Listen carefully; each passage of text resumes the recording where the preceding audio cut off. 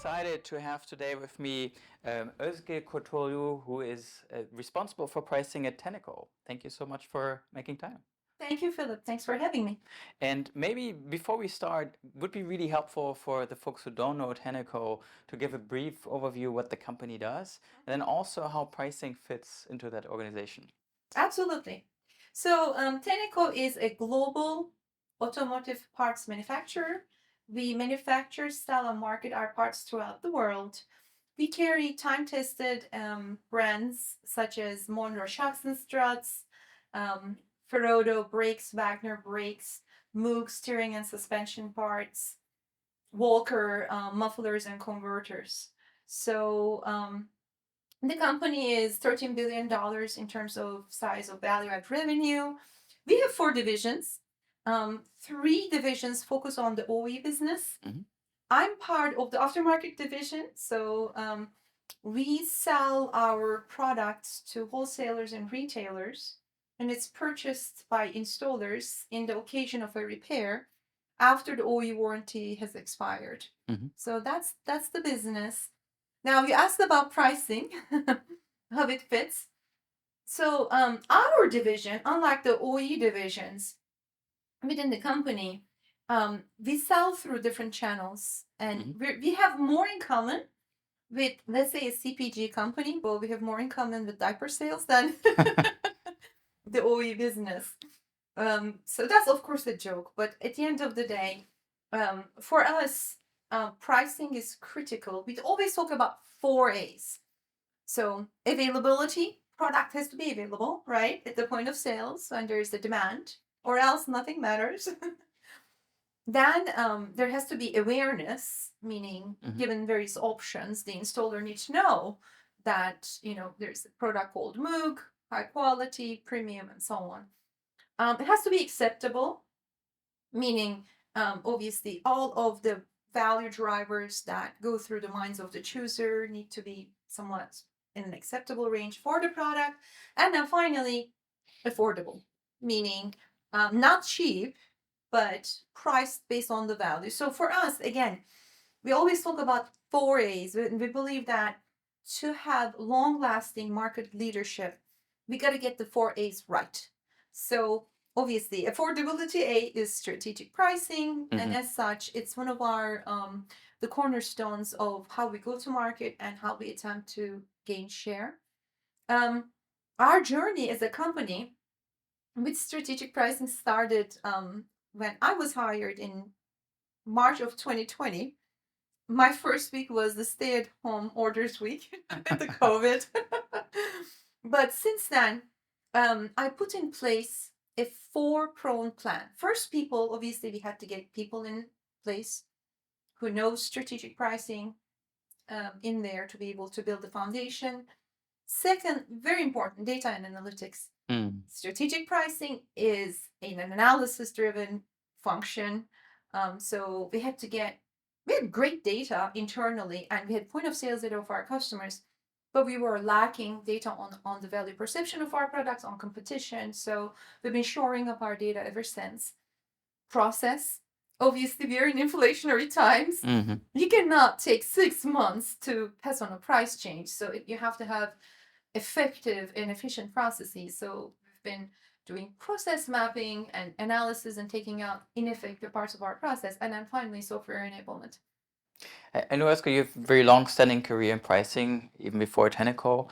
I'm just curious, are there any particular challenges that you remember as being, that you're particularly proud of having solved? Maybe things that other companies are struggling with as well. Yeah. Does anything come to mind? Yes, absolutely. So I would say one of the success stories we had was back at GE Healthcare. So I was just given this leadership opportunity after a long-standing career in the Middle East area.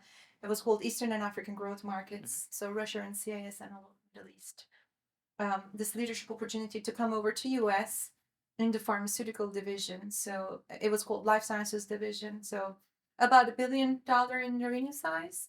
Conscious media, meaning all of those conscious dyes, that get injected into patients to be able to image the organ during its working, meaning if it's the stomach, when it's actually digesting and so on. We had radio pharmacies, again, amazing operations, super high cost, as you can imagine.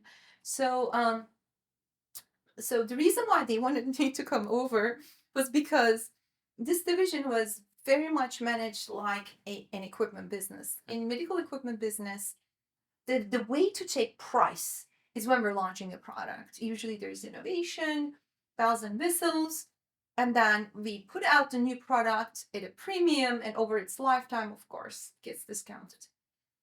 Pharmaceuticals doesn't work that way. You were talking about it last night at dinner. So there is very little cost of any marginal cost of the production of the next batch of product.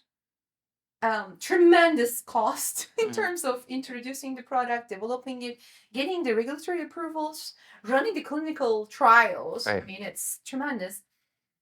And then a very depending on the product, but long tail, right? I mean, again, we don't introduce pharmaceuticals for a year or two. It's usually decades long. So again, GE wasn't really familiar because it's such an equipment company. They sell equipment with services.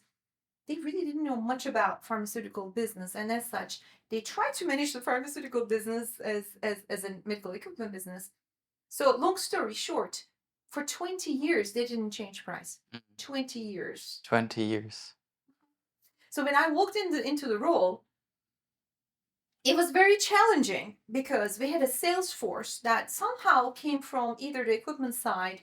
We weren't really familiar with the pharmaceutical business. They were used to giving price.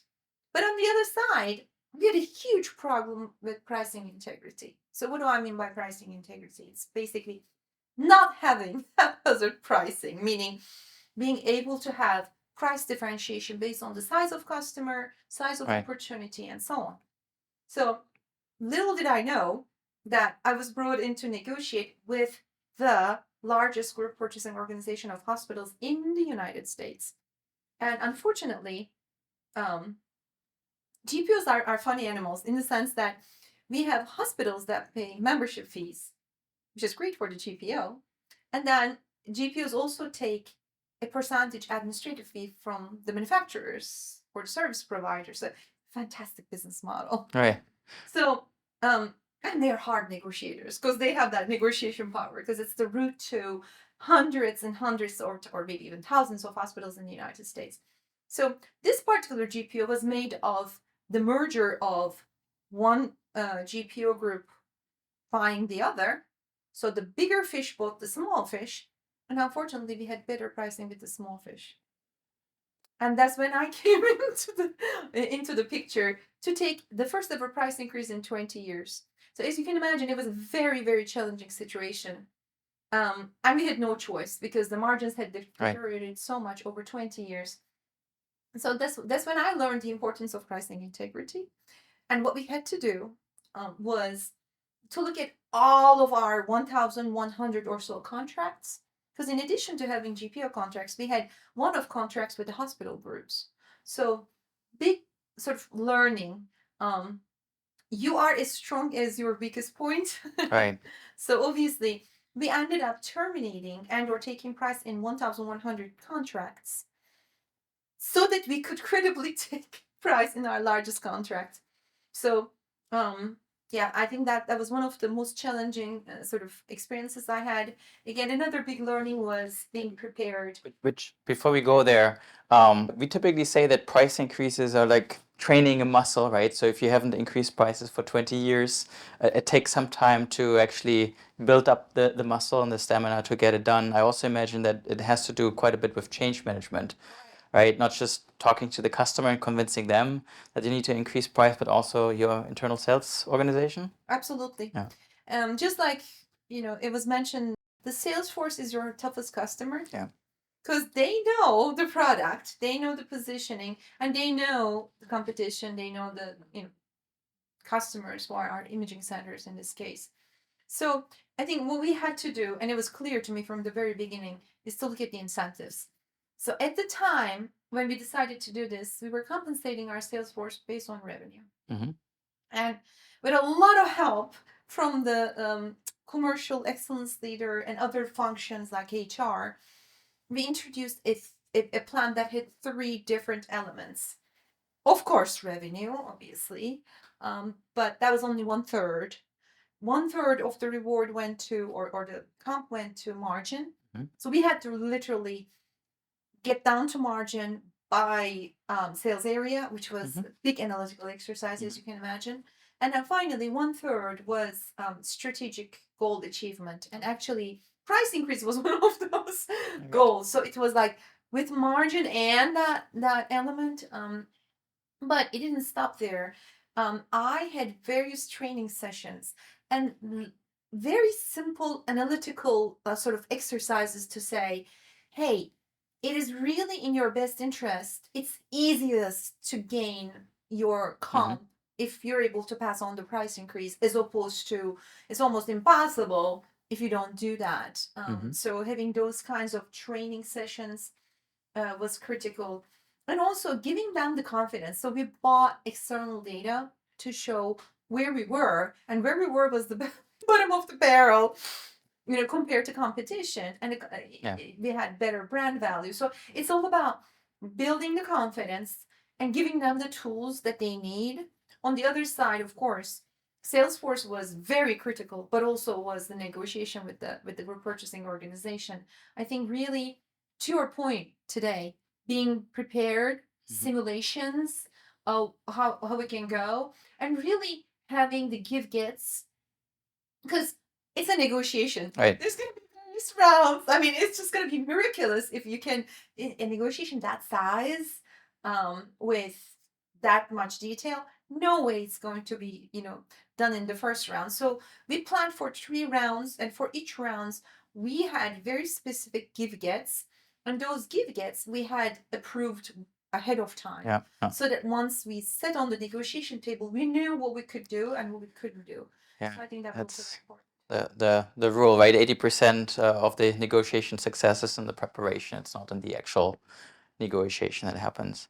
So this sounds like a great success story. Probably a lot of pain while you went through it, but very successful. Are there any stories that come to mind that of initiatives that didn't work well, where you had maybe great learning experience, but yeah, where pricing actually didn't work out the way it was intended to? Yes. So if you're carrying a bag of eggs, you're prone to have like a couple of broken eggs Hmm. once in a while. Um, so one instance where we could have definitely done better is with pricing policies. No matter how devoted you are, or convinced you are of a particular policy, I think we owe it to ourselves to look at data to see what it's doing and what it's not doing.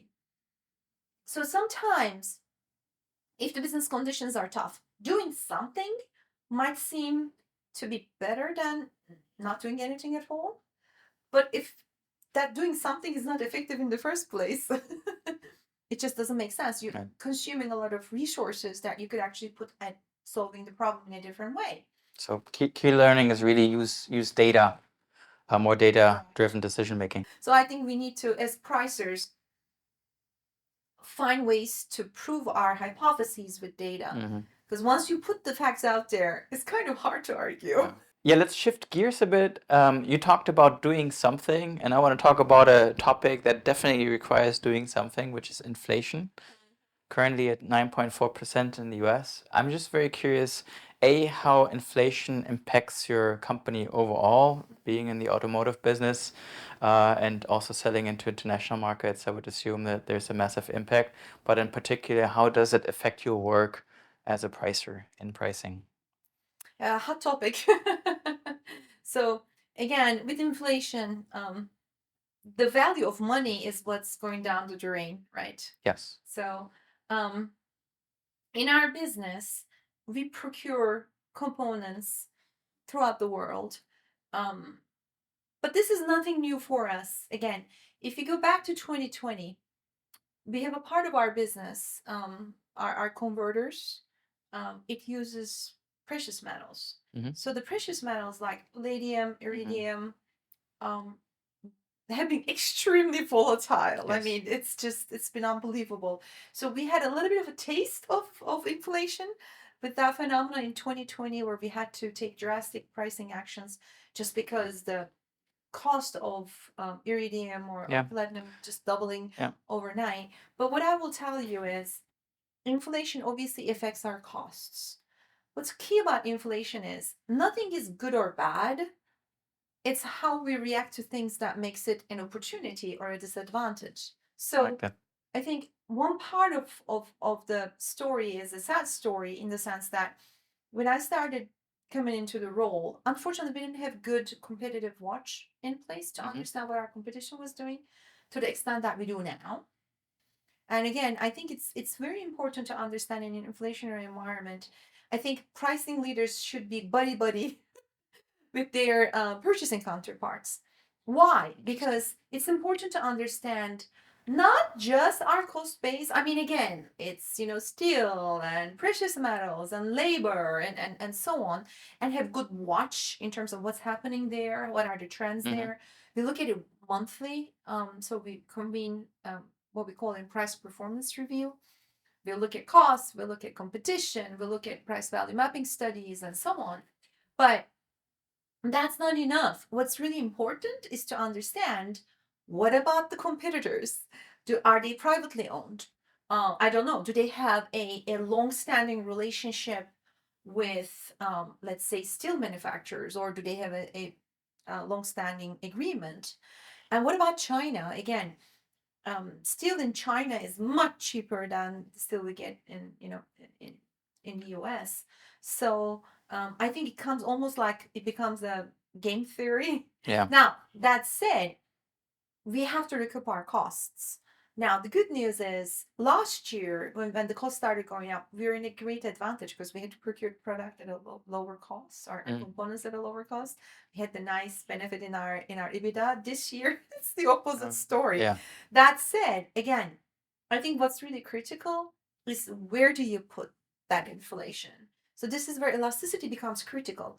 If we're going up in price in products that are inelastic, double thumbs up, Mhm. very good, 5 stars. If we're putting it where it's elastic, not a good idea. That's where we're going to lose our shirt.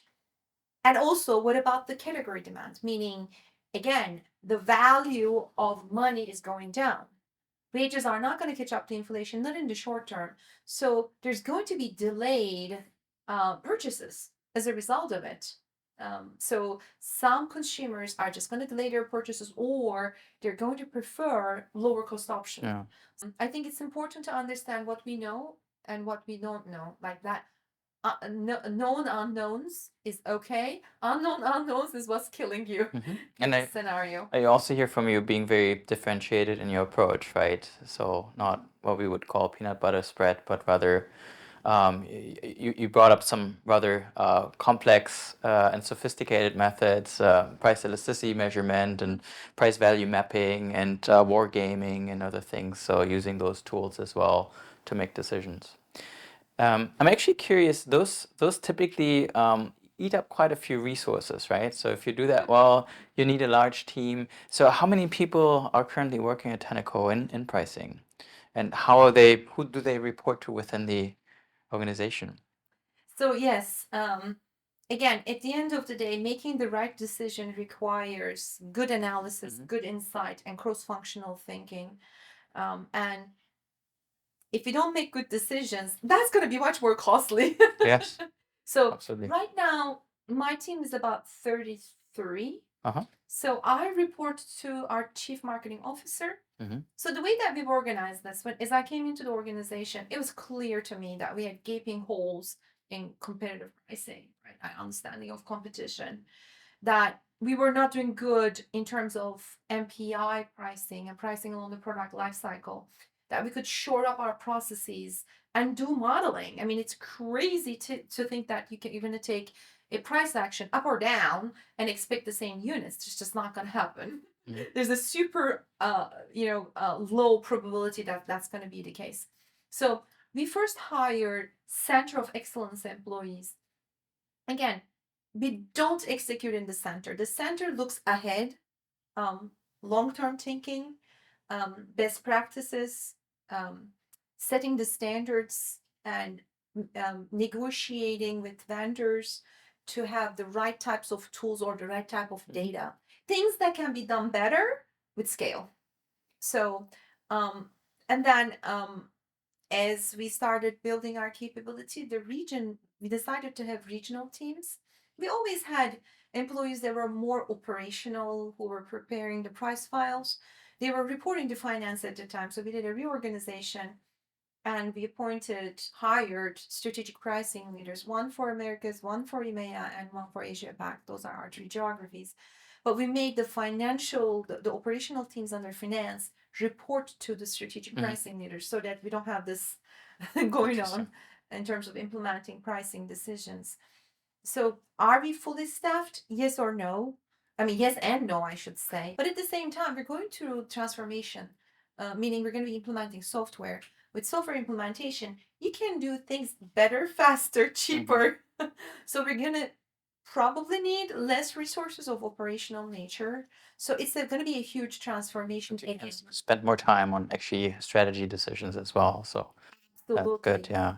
And it's my team and also brand directors. Yeah. So at the end of the day, I see us. So we call the team, well, my boss's team, our CMO, calls it category and brand building. So we believe strategic pricing fits right into brand building. Yeah.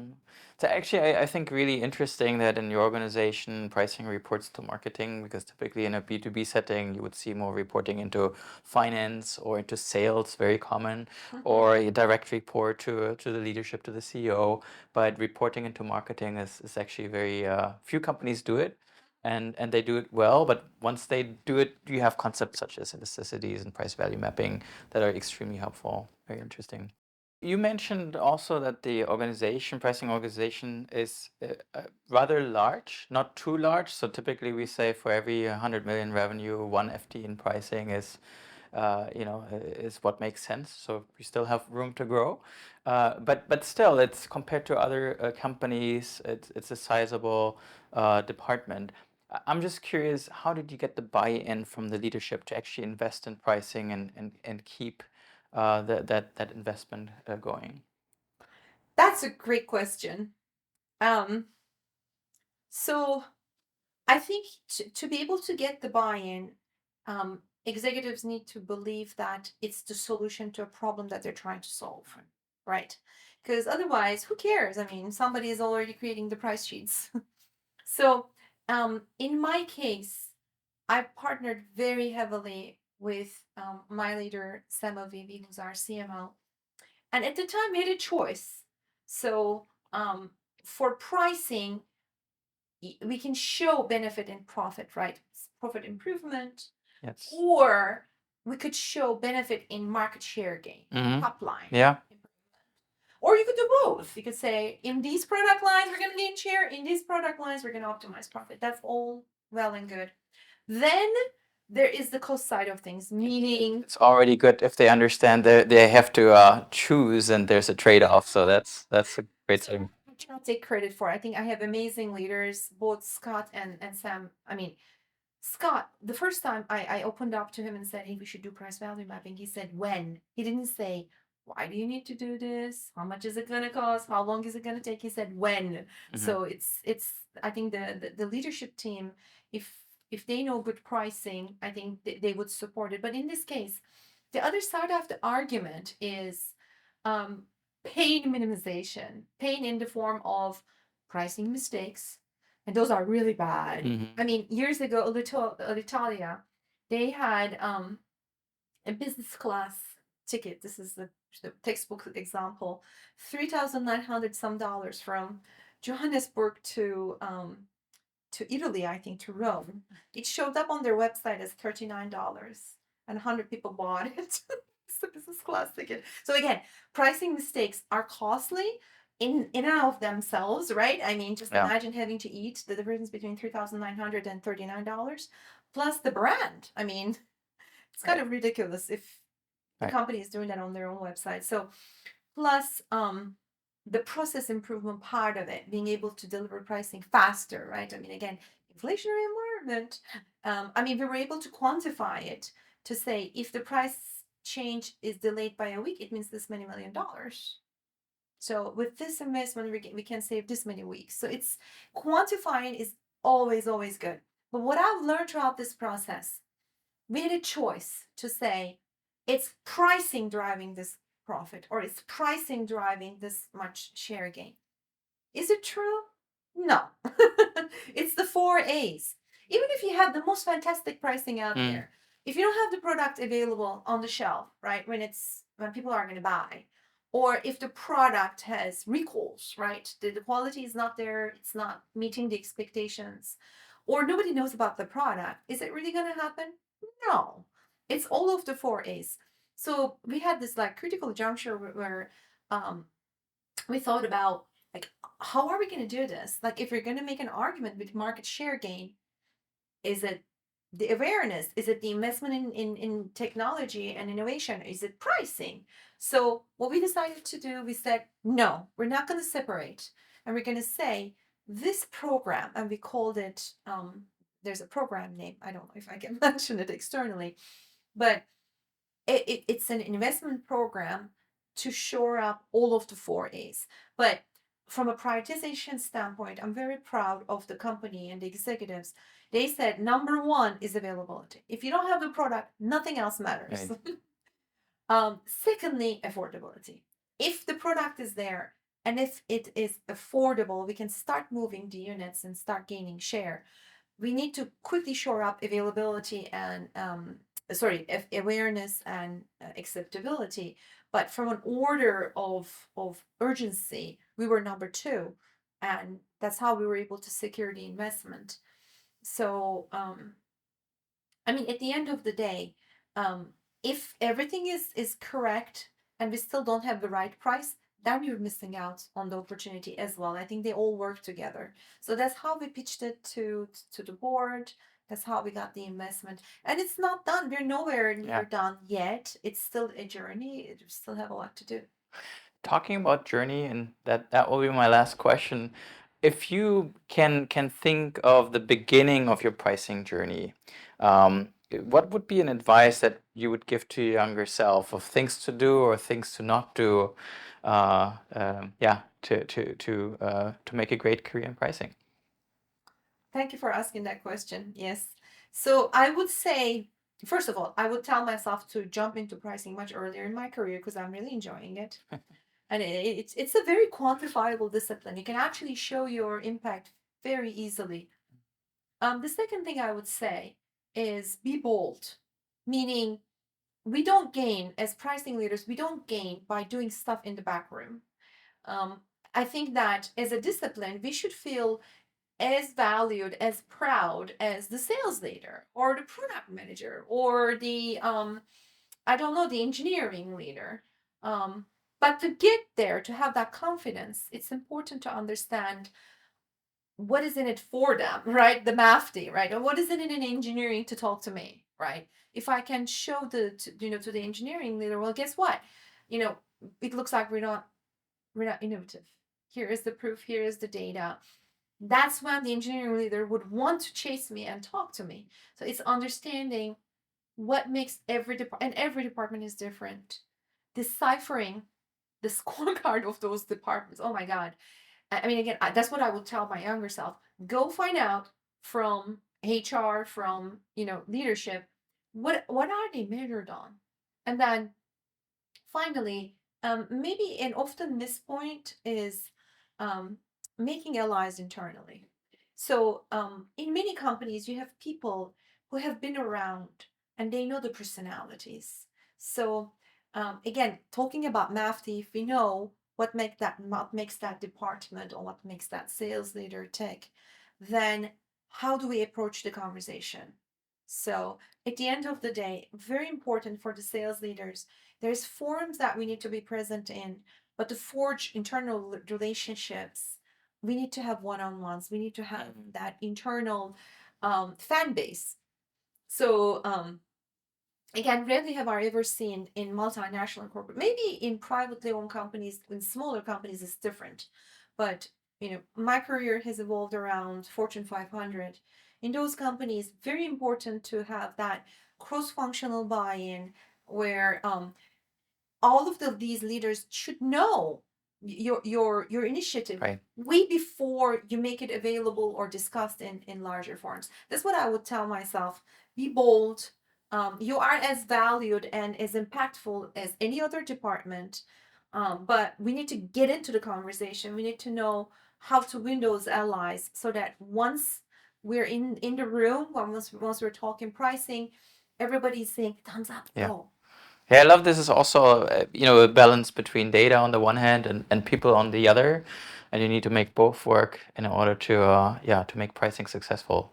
Absolutely. So very insightful. Thank you so much for making time. Really enjoyed it. It was good. Thank you so much, and yeah, thanks everyone for joining us.